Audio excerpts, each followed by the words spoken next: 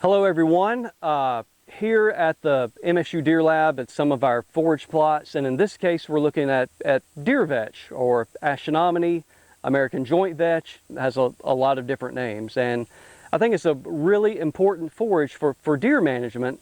I think forage soybeans and cowpeas, etc., they get a lot of the attention, and there's good reason because they're really good. But deer vetch is another one of those that I think most people could be utilizing. This stand here, which is just amazing, I think the biomass here rivals any other type of warm season forage.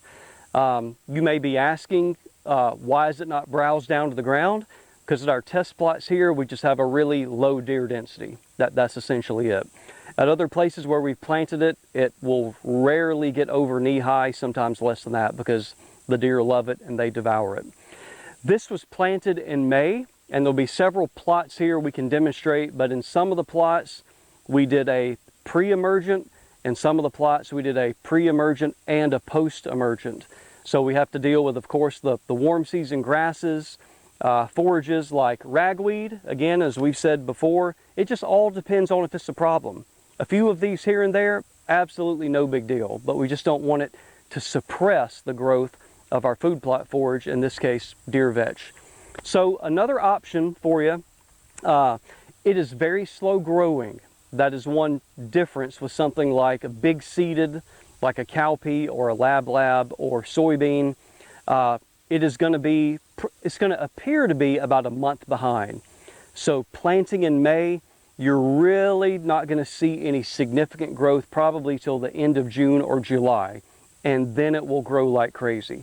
So it is August 16th here in Mississippi, and this is the type of growth that we got. Another reason that, at least in the deep south, and again, we're in places usually where deer density is high, it is problematic in some of these plots where you wanted to plant forage soybeans. And so unless you have really big plots, or if you have very few deer, forage soybeans can be problematic just because the deer are going to browse it very early, and they're going to love it to death. They're going to eat so much so quick that you're going to have a failure. This is a niche that I think that deer vetch can have. It's going to be slower growing and become established a little bit later, but it is going to be very browse tolerant, so it can really withstand a lot of deer browsing. Also consider, a lot of people suggest, and it's a great recommendation, a companion plant because it is so slow growing. So something like Alice clover, something like buckwheat that might get out of the ground a little bit quicker, and you're providing deer some food and also buffering the really young deer vetch until it gets established. But once it becomes established, it is very hardy and very browse tolerant. You may be wondering about what is the forage quality of deer vetch, and of course it's really good.